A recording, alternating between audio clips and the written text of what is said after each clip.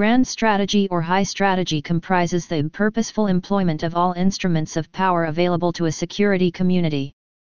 Military historian B. H. Liddell Hart states, "The role of grand strategy higher strategy is to coordinate and direct all the resources of a nation, or band of nations, towards the attainment of the political object of the war, the goal defined by fundamental policy. Grand strategy should both calculate and develop the economic resources and manpower of nations in order to sustain the fighting services. Also the moral resources for to foster the people's willing spirit is often as important as to possess the more concrete forms of power. Grand strategy, too, should regulate the distribution of power between the several services, and between the services and industry. Moreover, fighting power is but one of the instruments of grand strategy which should take account of and apply the power of financial pressure, and, not least of ethical pressure, to weaken the opponent's will. Furthermore, while the horizons of strategy is bounded by the war, grand strategy looks beyond the war to the subsequent peace. It should not only combine the various instruments, but so regulate their use as to avoid damage to the future state of peace for its security and prosperity. Grand strategy expands on the traditional idea of strategy in three ways. Expanding strategy beyond military means to include diplomatic, financial, economic, informational, etc. means. Examining internal in addition to external forces, taking into account both the various instruments of power and the internal policies necessary for their implementation, conscription, for example. Including consideration of periods of peacetime in addition to wartime. Issues of grand strategy typically include the choice of primary versus secondary theaters in war, distribution of resources among the various services, the general types of armaments manufacturing to favor, and which international alliances best suit national goals. With considerable overlap with foreign policy, grand strategy focuses primarily on the military implications of policy. A country's political leadership typically directs grand strategy with input from the most senior military officials. Development of a nation's grand strategy may extend across many years or even multiple generations. The concept of grand strategy has been extended to describe multi-tiered strategies in general, including strategic thinking at the level of corporations and political parties. In business, a grand strategy is a general term for a broad statement of strategic action. A grand strategy states the means that will be used to achieve long-term objectives. Examples of business grand strategies that can be customized for a specific firm include concentration, market development, product development, innovation, horizontal integration, divestiture, and liquidation. Historical examples. Peloponnesian War. One of the earlier writings on grand strategy comes from Thucydides' History of the Peloponnesian War, an account of the war between the Peloponnesian League, led by Sparta, and the Delian League, led by Athens. Roman Empire. From the era of Hadrian, Roman emperors employed a military strategy of preclusive security, the establishment of a linear barrier of perimeter defense around the empire. The legions were stationed in great fortresses. These fortresses existed along the perimeter of the empire, often accompanied by actual walls, for example, Hadrian's Wall. Due to the perceived impenetrability of these perimeter defenses, the emperors kept no central reserve army. The Roman system of roads allowed for soldiers to move from one frontier to another, for the purpose of reinforcements during a siege, with relative ease. These roads also allowed for a logistical advantage for Rome over her enemies, as supplies could be moved just as easily across the Roman road system as soldiers. This way, if the legions could not win a battle through military combat skill or superior numbers, they could simply outlast the invaders, who, as historian E. A. Thompson wrote, did not think in terms of millions of bushels of wheat. Emperor Constantine moved the legions from the frontiers to one consolidated roving army as a way to save money and to protect wealthier citizens within the cities. However, this grand strategy would have costly effects of the Roman Empire by weakening its frontier defenses and allowing it to be susceptible to outside armies coming in. Also, people who lived near the Roman frontiers would begin to look to the barbarians for protection after the Roman armies departed. Constantine abolished this frontier security by removing the greater part of the soldiery from the frontiers to cities that needed no auxiliary forces. He thus deprived of help the people who were harassed by the barbarians and burdened tranquil cities with the pest of the military, so that several straightway were deserted. Moreover, he softened the soldiers who treated themselves to shows and luxuries. Indeed, to speak plainly, he personally planted the first seeds of our present devastated state of affairs. Zosimus, 5th century CE historian. World War II. An example of modern grand strategy is the decision of the Allies in World War II to concentrate on the defeat of Germany first. The decision, a joint agreement made after the attack on Pearl Harbor, 1941, had drawn the US into the war, was a sensible one in that Germany was the most powerful member of the Axis, and directly threatened the existence of the United Kingdom and the Soviet Union. Conversely, while Japan's conquests garnered considerable public attention, they were mostly in colonial areas deemed less essential by planners and policymakers. The specifics of Allied military strategy in the Pacific War were therefore shaped by the lesser resources made available to the theater commanders. Cold War. The US and the UK used a policy of containment as part of their grand strategy during the Cold War.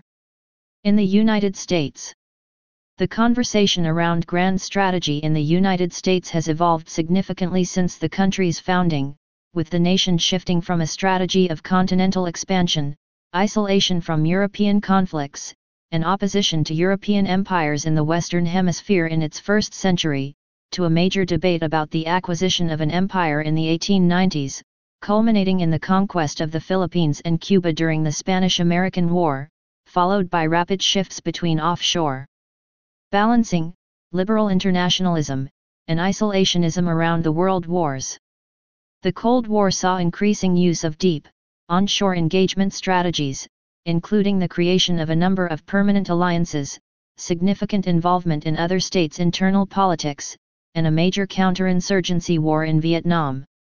With the end of the Cold War, an early strategic debate eventually coalesced into a strategy of primacy, culminating in the invasion of Iraq in 2003.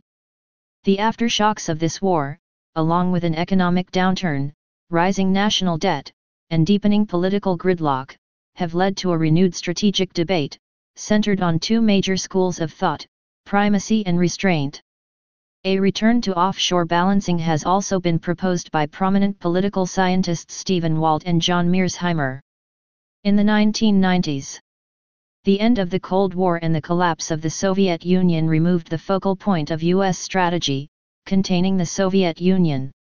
A major debate emerged about the future direction of U.S. foreign policy. In a 1997 piece for International Security entitled Competing Visions for U.S. Grand Strategy, Barry R. Posen and Andrew L. Ross identified four major grand strategic alternatives in the debate: neo-isolationism, selective engagement, cooperative security, primacy. Neo-isolationism. Stemming from a defensive realist understanding of international politics, what the authors call neo-isolationism advocates the United States remove itself from active participation in international politics in order to maintain its national security. It holds that because there are no threats to the American homeland, the United States does not need to intervene abroad. Stressing a particular understanding of nuclear weapons, the authors describe how proponents believe the destructive power of nuclear weapons and retaliatory potential of the United States assure the political sovereignty and territorial integrity of the United States, while the proliferation of such weapons to countries like Britain, France, China, and Russia prevents the emergence of any competing hegemon on the Eurasian landmass. The United States' security and the absence of threats means that national defense will seldom justify intervention abroad. Even further, its proponents argue that the United States is not responsible for, and cannot afford the costs of, maintaining world order. They also believe that the pursuit of economic well-being is best left to the private sector, and that the United States should not attempt to spread its values because doing so increases resentment towards the U.S. and in turn, decreases its security. In short, neo-isolationism advises the United States to preserve its freedom of action and strategic independence. In more practical terms, the authors discuss how the implementation of a so-called neo-isolationist grand strategy would involve less focus on the issue of nuclear proliferation, withdrawal from NATO, and major cuts to the United States military presence abroad. The authors see a military force structure that prioritizes a secure nuclear second strike capability, intelligence, naval and special operations forces while limiting the forward deployment of forces to Europe and Asia. Posen and Ross identify such prominent scholars and political figures as Earl Ravenel, Patrick Buchanan, and Doug Bandow. Selective engagement. With similar roots in the realist tradition of international relations, selective engagement advocates that the United States should intervene in regions of the world only if they directly affect its security and prosperity. The focus, therefore, lies on those powers with significant industrial and military potential and the prevention of war amongst those states.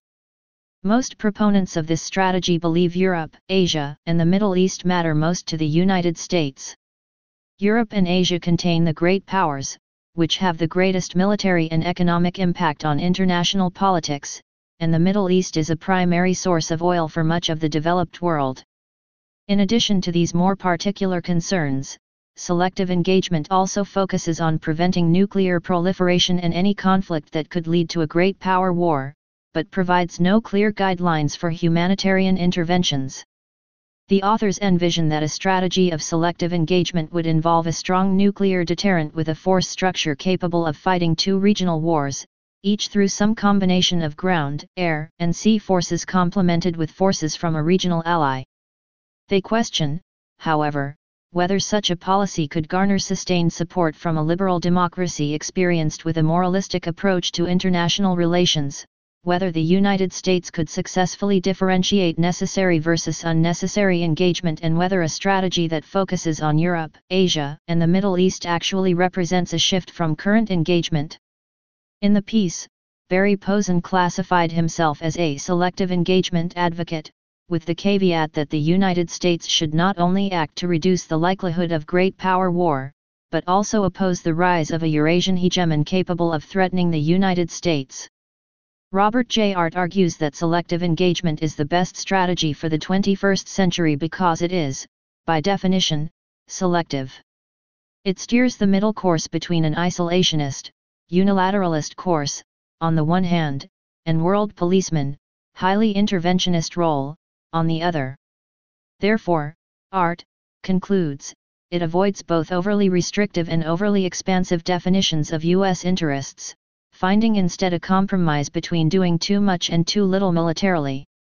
Additionally, selective engagement is the best strategy for achieving both realist goals preventing WMD terrorism, maintaining great power peace, and securing the supply of oil, and liberal goals preserving free trade, spreading democracy, observing human rights, and minimizing the impact of climate change. The realist goals represent vital interests and the liberal goals represent desirable interests. Desirable interests are not unimportant, Art maintains, but they are of lesser importance when a trade-off between them and vital interests must be made. Selective engagement, however, mitigates the effect of the trade-off precisely because it is a moderate, strategic policy. Cooperative security. The authors write the most important distinguishing of cooperative security is the proposition that peace is effectively indivisible. Unlike the other three alternatives, cooperative security draws upon liberalism rather than realism in its approach to international relations. Stressing the importance of world peace and international cooperation, the view supposes the growth in democratic governance and the use of international institutions will hopefully overcome the security dilemma and deter interstate conflict. They propose that collective action is the most effective means of preventing potential state and non-state aggressors from threatening other states. Cooperative security considers nuclear proliferation, regional conflicts, and humanitarian crises to be major interests of the United States. The authors imagine that such a grand strategy would involve stronger support for international institutions, agreements, and the frequent use of force for humanitarian purposes. Were international institutions to ultimately entail the deployment of a multinational force, the authors suppose the United States contribution would emphasize command, control, communications, and intelligence, defense suppression, and precision-guided munitions, what they considered at the time to be the United States' comparative advantage in aerospace power. Collective action problems, the problems of the effective formation of international institutions, the vacillating feelings of democratic populations, and the limitations of arms control are all offered by the authors as noted criticisms of collective security. Primacy. Primacy holds that only a preponderance of U.S. power ensures peace. As a result, it advocates that the United States pursue ultimate hegemony and dominate the international system economically, politically, and militarily, rejecting any return to bipolarity or multipolarity and preventing the emergence of any peer competitor. Therefore, its proponents argue that U.S. foreign policy should focus on maintaining U.S. power and preventing any other power from becoming a serious challenger to the United States.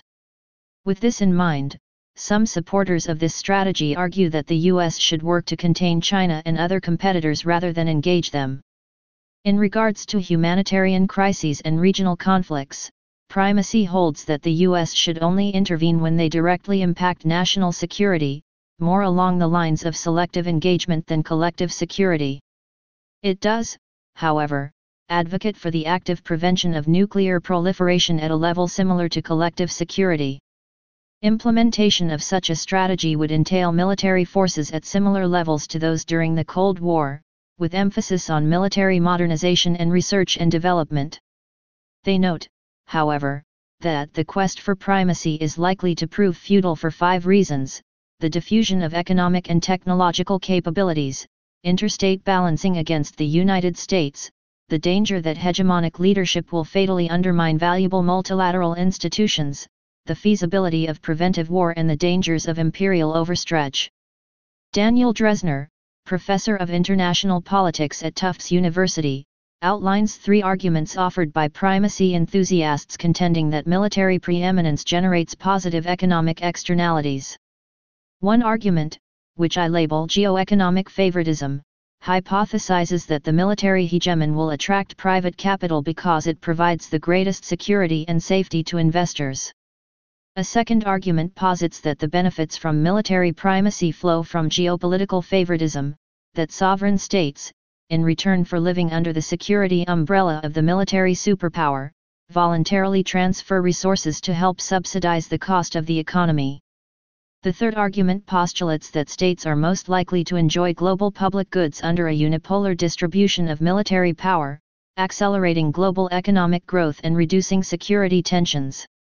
These public goods benefit the hegemon as much, if not more, than they do other actors. Dresner maintains the empirical evidence supporting the third argument is the strongest, though with some qualifiers. Although the precise causal mechanism remain disputed, hegemonic eras are nevertheless strongly correlated with lower trade barriers and greater levels of globalization.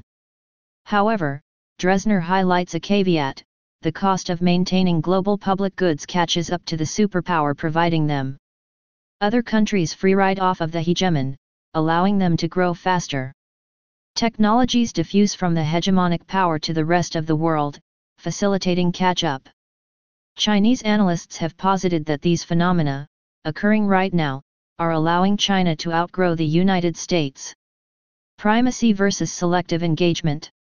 Barry Posen, director of the Security Studies program at the Massachusetts Institute of Technology, believes the activist U.S. foreign policy that continues to define U.S. strategy in the 21st century is an undisciplined, expensive, and bloody strategy that has done more harm than good to U.S. national security.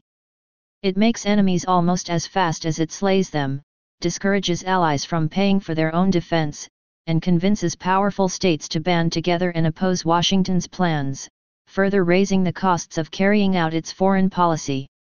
The United States was able to afford such adventurism during the 1990s, Posen argues, because American power projection was completely unchallenged.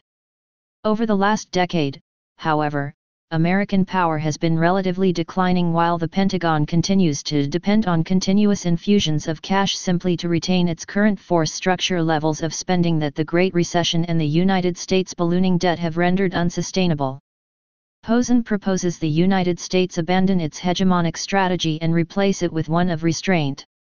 This translates into jettisoning the quest of shaping a world that is satisfactory to U.S. values and instead advances vital national security interests.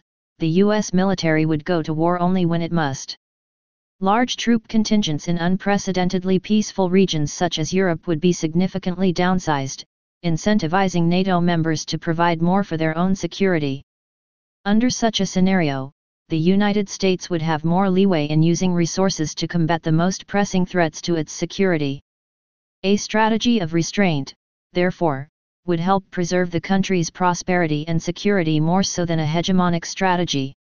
To be sure, Posen makes clear that he is not advocating isolationism.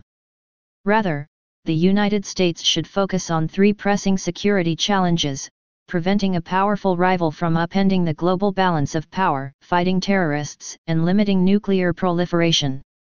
John Eikenberry of Princeton University and Stephen Brooks and William Walforth, both of Dartmouth College, push back on Posen's selective engagement thesis, arguing that American engagement is not as bad as Posen makes it out to be. Advocates of selective engagement, they argue, overstate the costs of current U.S. grand strategy and understate the benefits. The benefits of deep engagement are legion. U.S. security commitments reduce competition in key regions and act as a check against potential rivals. They help maintain an open world economy and give Washington leverage in economic negotiations. And they make it easier for the United States to secure cooperation for combating a wide range of global threats. Eikenberry, Brooks, and Walforth are not convinced that the current U.S. grand strategy generates subsequent counterbalancing. Unlike the prior hegemons, the United States is geographically isolated and faces no contiguous great power rivals interested in balancing it. This means the United States is far less threatening to great powers that are situated oceans away, the authors claim. Moreover, any competitor would have a hard time matching U.S. military might. Not only is the United States so far ahead militarily in both quantitative and qualitative terms, but its security guarantees also give it the leverage to prevent allies from giving military technology to potential U.S. rivals. Because the United States dominates the high-end defense industry, it can trade access to its defense market for allies' agreement not to transfer key military technologies to its competitors. Finally, when the United States wields its security leverage, the authors argue, it shapes the overall structure of the global economy. Washington wins when U.S. allies favor status quo, and one reason they are inclined to support the existing system is because they value their military alliances. Ted Carpenter, senior fellow at the Cato Institute, believes that the proponents of primacy suffer from the light switch model, in which only two positions exist, on and off. Many, seemingly most, proponents of U.S. preeminence do not recognize the existence of options between current policy of promiscuous global interventionism and isolationism. Adherence to the light switch model, Carpenter argues, reflects intellectual rigidity or an effort to stifle discussion about a range of alternatives to the status quo. Selective engagement is a strategy that sits in between primacy and isolationism and, given growing multipolarity and American fiscal precariousness, should be taken seriously. Selectivity is not merely an option when it comes to embarking on military interventions. It is imperative for a major power that wishes to preserve its strategic insolvency. Otherwise, overextension and national exhaustion become increasing dangers. Carpenter thinks that offloading U.S. security responsibility must be assessed on a case-by-case basis. Nevertheless, the United States must refrain from using military might in campaigns that do not directly deal with U.S. interests.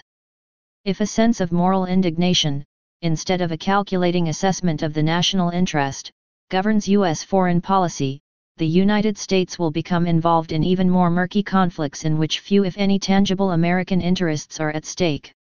Today, Posen has argued that the four schools of U.S. grand strategy that he identified in the 1990s have been replaced by just two: liberal hegemony, which came from a fusion of primacy and cooperative security, and restraint, which came from a fusion of neo-isolationism and selective engagement. Other scholars have proposed a third policy, Offshore balancing. Liberal hegemony. Proponents of liberal hegemony favor a world order in which the United States is a hegemon and uses this power advantage to create a liberal international system and at times use force to enforce or spread liberal values, such as individual rights, free trade, and the rule of law. The United States strives to retain overwhelming military power, under a theory that potential competitors will not even try to compete on the global stage. It also retains an extensive network of permanent alliance commitments around the world, using the alliance system both to advance and retain hegemonic power and to solidify emerging liberal political systems. According to Posen, this strategy sees threats emanating from three major sources: failed states, rogue states, and illiberal peer competitors. Failed states, in this view, are sources of instability.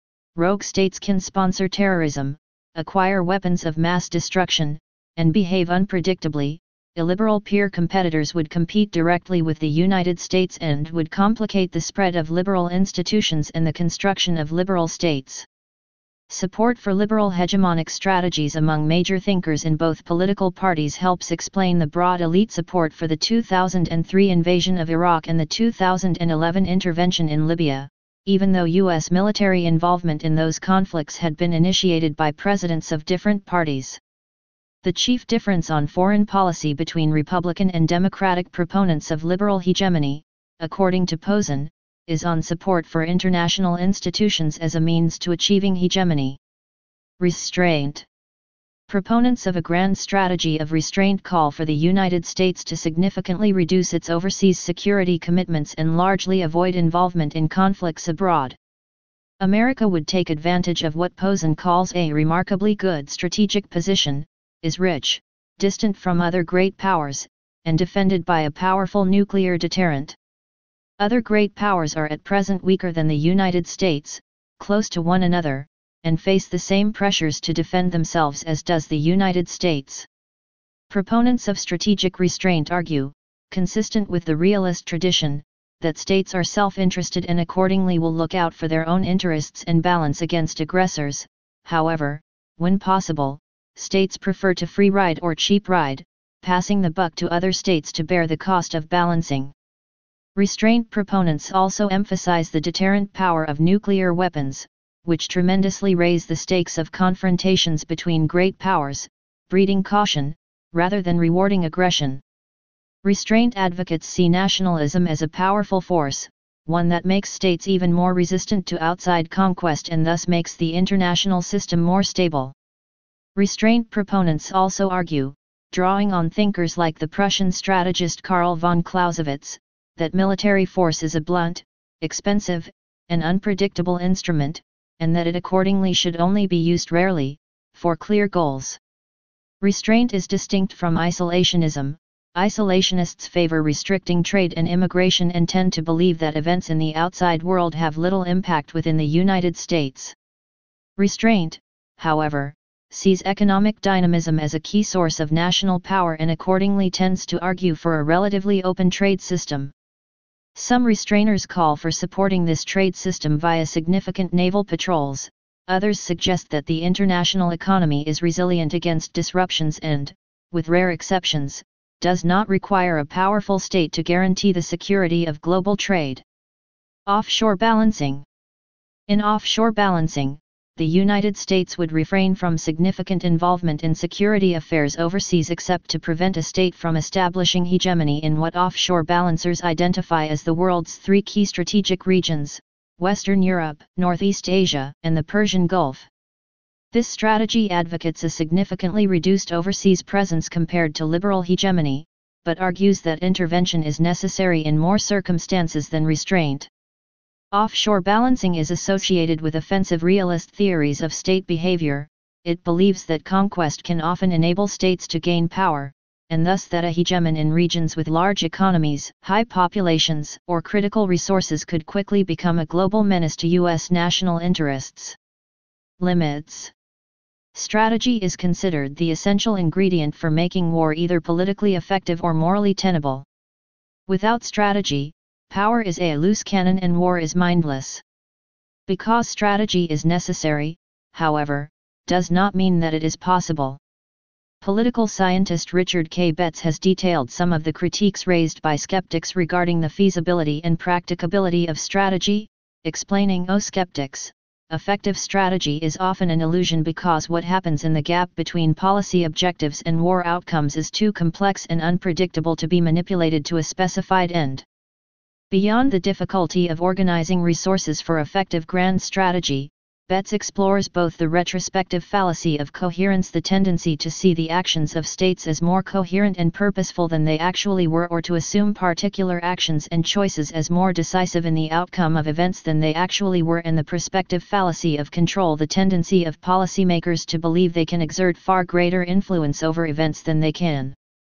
Betts highlights 10 of the skeptics' critiques that question the predictability of strategy. Critique 1: Luck versus genius. Strategy is an illusion because it is impractical to judge in advance which risk is reasonable or which strategy is less justifiable than another. The illusion persists because observers confuse what they know about results of past strategic choices with what they can expect strategies to know before the choices are tested. Almost any strategy can be rationalized and. Please subscribe and thanks for watching.